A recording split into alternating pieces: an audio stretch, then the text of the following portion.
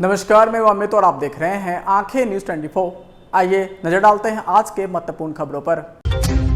अचानक राज्यपाल से मिलने पहुंचे मुख्यमंत्री नीतीश कुमार, सियासी हलचल तेज। क्या फिर बीजेपी में शामिल होंगे नीतीश?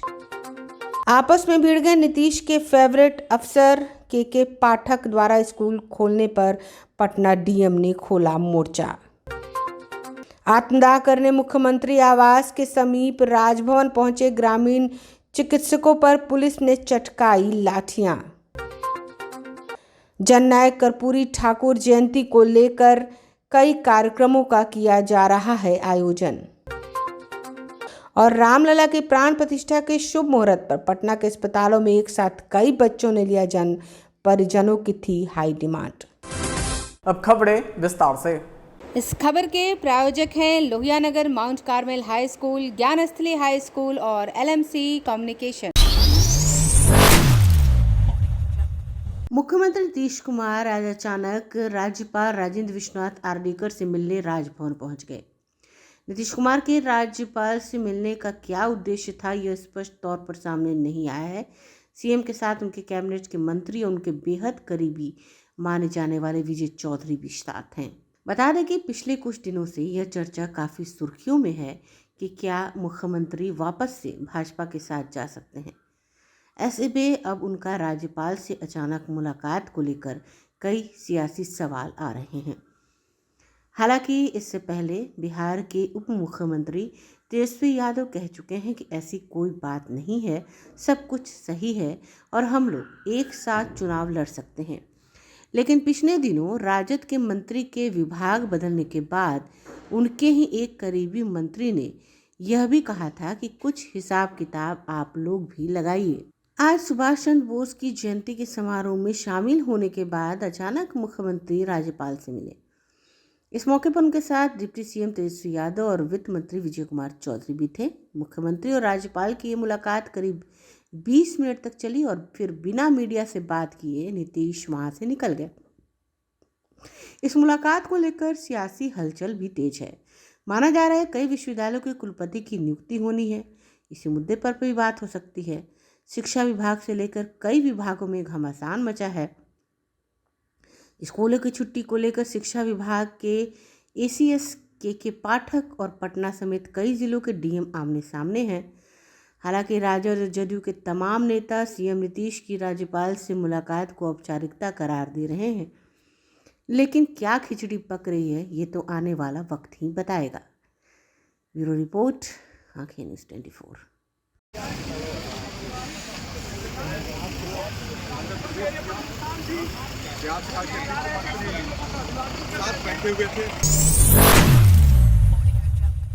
भीषण ठंड में स्कूल खोलने के आदेश पर पटना के जिलाधिकारी चंद्रशेखर ने शिक्षा विभाग के एसीएसके के पाठक से मोर्चा ले लिया है और कहा है कि पहले जान जरूरी है, बाद में कुछ और।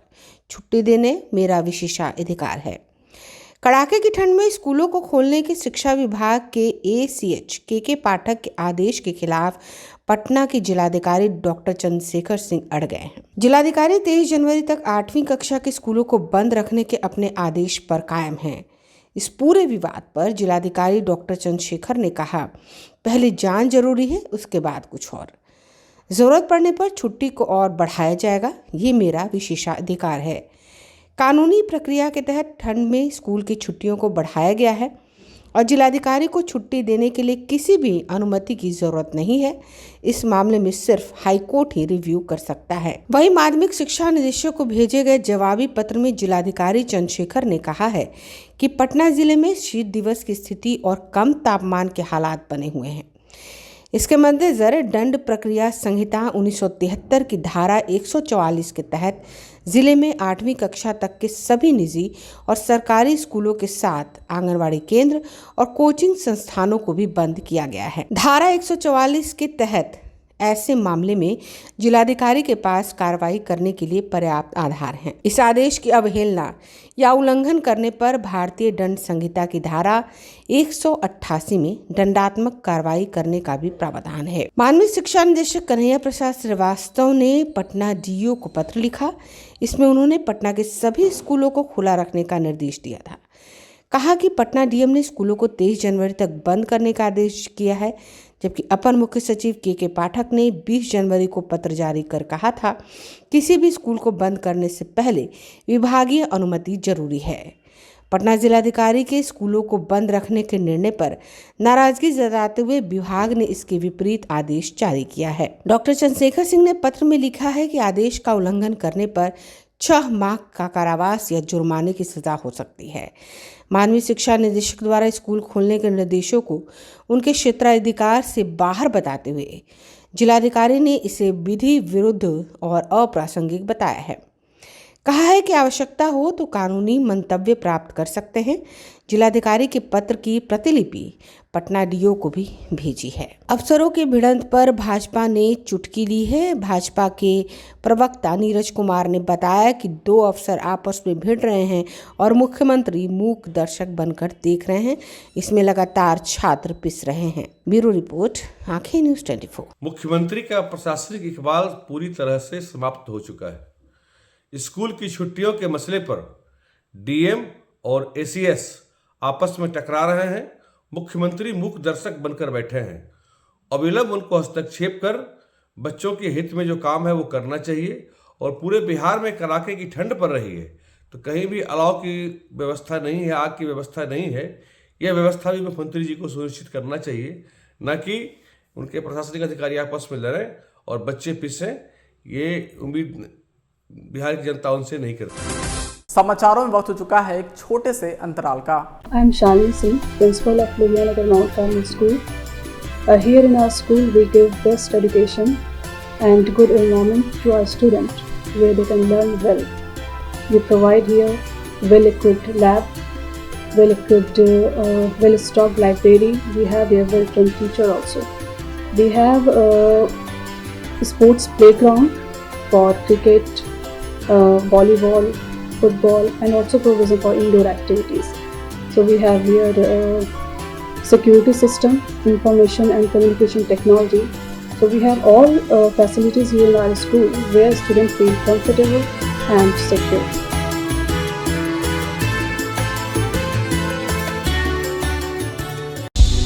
क्या आप पत्रकारिता के क्षेत्र में अपना कैरियर बनाना चाहते हैं? तो आज ही Royal Ashoka Institute of Mass Communication and Journalism में अपनी जगह सुनिश्चित करें। आर्यभट्ट ज्ञान विश्वविद्यालय पटना से मान्यता प्राप्त 100% प्लेसमेंट के साथ royal Ashoka Institute of Mass Communication and journalism नामांकन जारी है। हमारा पता है DS/16 गायत्री मंदिर के समीप, कंकड़ बाग, पटना 8,20,000। आप हमें संपर्क भी कर सकते हैं। हमारा मोबाइल नंबर है 9955456122। ब्रेक के बाद आपका फिर से स्वागत है। पटना से अभी एक बड़ी खबर सामने आ रही है। राजभवन के पास ग्रामीण चिकित्सक प्रदर्शन करने गए थे। अपनी मांगों को लेकर उन्होंने राजभवन के समक्ष प्रदर्शन करना शुरू किया। प्रदर्शनकारियों को नियंत्रित करने के लिए पुलिस को हल्का बल प्रयोग करना पड़ा। पुलिस ने लाठियां चढ़काई। कई प्रदर्शनकारी ग्रामीण चिकित्सक पुलिस की हिरासत में हैं। उन्हें प्रतिबंधित क्षेत्र से खदेड़कर बाहर निकाला गया। खबर के मुताबिक ये ग्रामीण चिकित्सक आत्मदाह के लिए मुख्यमंत्री आवास राजभवन के पास पहुंचे थे, जहां पुलिस ने उनके प्रयास को विफल कर दिया। राजभवन के नजदीक ग्रामीण शिक्षकों के प्रदर्शन और लाठीचार्ज पर मजिस्ट्रेट S खान ने कहा कि उन्होंने प्रतिबंधित इलाके में नियम को तोड़ा। इसी वजह से पुलिस ने कार्रवाई की है। कार्रवाई में कई लोगों को हिरासत में लिया गया। इन सभी के खिलाफ विधि सम्मत कार्रवाई करते हुए मामला दर्ज किया जा रहा है। क्या कुछ कह रहे हैं? हम लोग कह रहे हैं कि जदयू और आरजेडी का अगर कोई भी MP MLA अगर जाएगा वोट मांगने तो हम लोग जूता का माला पहनाएंगे इनको, इसलिए कि हम लोग को समायोजन नहीं कर रहे हैं। हम लोग को समायोजन नहीं कर रहे हैं, इसलिए कि हम लोग को कहे थे, वादा किए थे कि मेरी सरकार बनेगी तो आप लोग को समायोजन।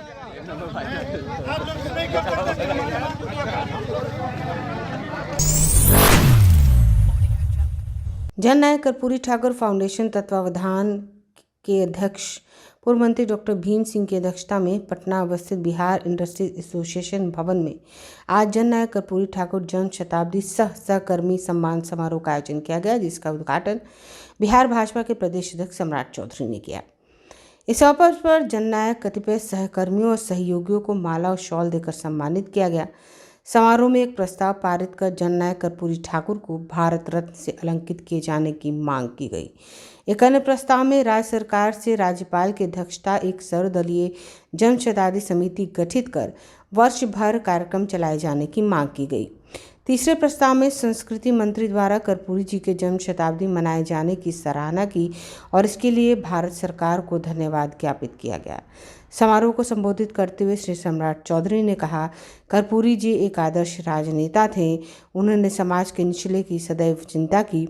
आज प्रधानमंत्री नरेंद्र मोदी जी उनके अधूरे कार्य को पूरा कर रहे हैं, बल्कि उन कार्यों को ऊंचाइयां भी दे रही हैं। अपने अध्यक्षीय भाषण में डॉक्टर भीम सिंह ने कर्पूरी जी के साथ अपने निजी रिश्तों की चर्चा की और अत्यंत पिछड़ी जाति से अपील की कि वे अपनी एकता बनाए रखें। सभी उनके साथ किया जाएगा। याद कर रहे हैं और सौभाग्य है कि 100वां साल हम लोग उनको आज मनाने का काम कर रहे हैं। हम लोगों का दुर्भाग्य था कि कर्पूरी ठाकुर जी बहुत कम उम्र में 64-65 वर्ष की उम्र में बिहार की राजनीति को छोड़कर चले गए, जबकि जिस जमाने में वो गए उस जमाने में लोग कहते थे कि 50 के बाद तो राजनीति में आते ही थे मुख्य धारा में। क्योंकि मैंने देखा था कि मेरे पिताजी तो 50 साल के बाद पहली बार एमएलए बने, क्योंकि वे लंबे समय तक सेना में भी रहे और बाद में सामाजिक कार्यकर्ता के तौर पर काम किए। लेकिन मैं ये कहना चाहता हूं कि आज आप सोचिए, अति पिछड़े के सबसे अंतिम पंक्ति में बैठने वाला नाई समाज वहां से निकलकर कोई बिहार की गद्दी पर बैठ सकता हो, ये कल्पना से बाहर है। आज नहीं सोच सकता है लोग। आज से 50 साल पहले बिहार के उप मुख्यमंत्री हो गए, 55 साल पहले, और 50 साल पहले तो मुख्यमंत्री हो गए 1970 में। आप सोचिए, कांग्रेस की जो तूती बोलती थी उसके खिलाफ स्वतंत्रता सेनानी भी थे सरदेव कर्पूरी ठाकुर जी। सारी चीजों को व्यवस्थित करने का काम सरदेव कर्पूरी ठाकुर जी ने किया। आप सोचिए, कल्पना कीजिए, 77 में कितनी गालियां देने वाले लोगों ने गाली दिया, लेकिन कर्पूरी ठाकुर जी ने कहा अति पिछड़ों का सम्मान देना होगा। बिहार की आबादी का 36% अति पिछड़ा समाज है, और जिस वर्ग का 36% हो वो मुख्य धारा में नहीं हो, समाज के विकास के किरण उसके तक नहीं पहुंचा हो, इसकी चिंता करने वाला कोई मुख्यमंत्री नहीं था। श्री बाबू के बाद यही एक मुख्यमंत्री थे जिन्होंने काम किया, नहीं तो काम कोई नहीं करता था, सिर्फ सत्ता भोगने के लिए लोग आते थे। और आप सोचिए, कर्पूरी ठाकुर जी का मुख्यमंत्री होना ही अपने आप में बड़ी बात थी। बड़े लोग मुख्यमंत्री होते थे, बड़े विचारधारा के लोग। मैं किसी जाति पे नहीं जा रहा, सामंत विचारधारा के लोग वो सत्ता में बैठते। गुदरी का लाल, मतलब कोई कल्पना नहीं कर सकती। मेरी 2-3 मुलाकातें, बहुत मुलाकात नहीं, मैं छोटा था, और सरदेव Karpoori Thakur ji leader of opposition थे, तो मैं मुख्यमंत्री आवास में ही मेरी मुलाकात है। एक भोज के दौरान उनसे मुलाकात हुई और मैंने देखा एकदम सिंपल सा व्यक्ति जिसको सब प्रणाम कर रहा है, हमको छोड़ के, क्योंकि मैं नहीं जानता था कौन थे कर्पूरी ठाकुर उस जमाने।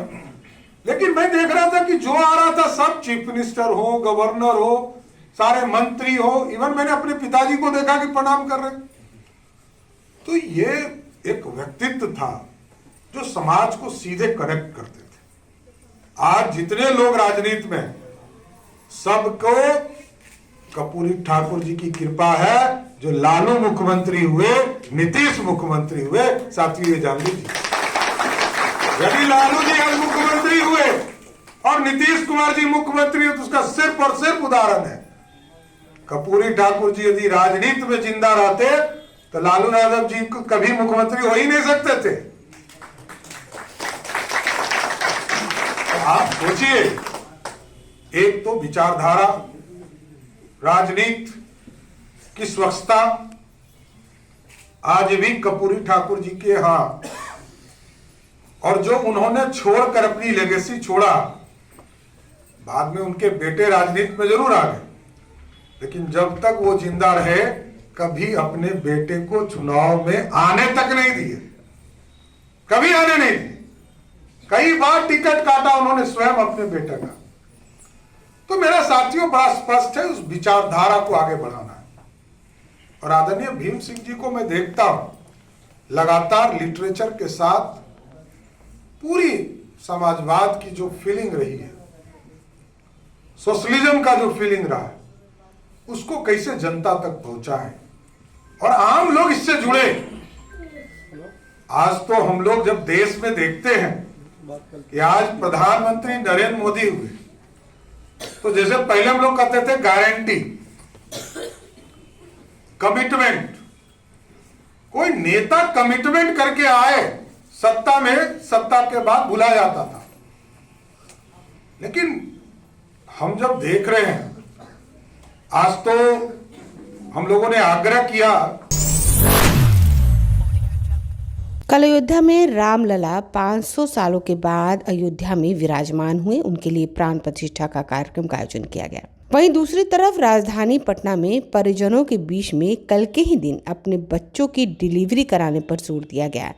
राजधानी के कई ऐसे नर्सिंग होम और हॉस्पिटल हैं जहां पर बच्चों की एक साथ डिलीवरी कराई गई। राजधानी में डॉक्टर सारिका रॉय के अस्पताल शिवम में भी 34 बच्चों ने शुभ मुहूर्त में जन्म लिया। इस अवसर पर जहां बच्चों के परिजन काफ़ी खुश थे, वहीं डॉक्टर सारिका रॉय ने बताया कि परिजनों की मांग थी कि शुभ मुहूर्त में ही उनकी डिलीवरी कराई जाए और लगभग सभी डिलीवरी नॉर्मल हुए हैं और तमाम बच्चे स्वस्थ हैं।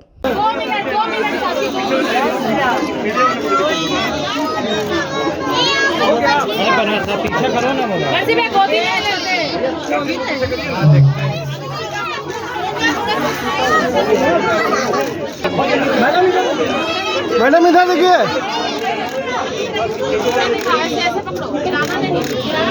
चटोना जी एक फोटो आइए आप थोड़ा पीछे हो जाइए, इसमें बैठ जाइए, बच्चा को लेकर बैठ जाइए, बैठ जाओ वहाँ और पीछे हो जाइए। अरे भाई बच्चा पे गिर जाएंगे, 2 मिनट रुको।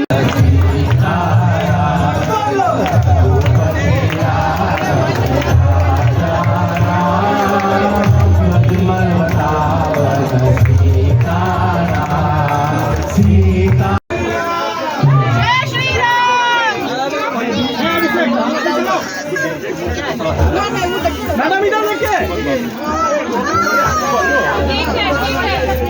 अपने सामने वाले का थोड़ा साइड, मैडम आपका साइड होइए ना मैडम। अगर आप भी अपने दुकान, प्रतिष्ठान, school, college, coaching centre, restaurant, cafe का विज्ञापन देना चाहते हैं, वो भी किफ़ायती दर पर, तो आंखें न्यूज़ 24 लेकर आया है आपके लिए एक सुनहरा मौका। आंखें न्यूज़ 24 न्यूज़ पोर्टल की दुनिया में बिहार का सबसे उभरता हुआ चैनल, जहां बिहार झारखंड से जुड़े तमाम बड़ी खबरें देखने को मिलती है। तो देर किस बात की, आज भी जुड़े आंखें न्यूज़ 24 के साथ। संपर्क करें हमारे व्हाट्सएप नंबर 8935876430 पर। क्या आप पत्रकारिता के क्षेत्र में अपना कैरियर बनाना चाहते हैं? तो आज ही Royal Ashoka Institute of Mass Communication and Journalism में अपनी जगह सुनिश्चित करें।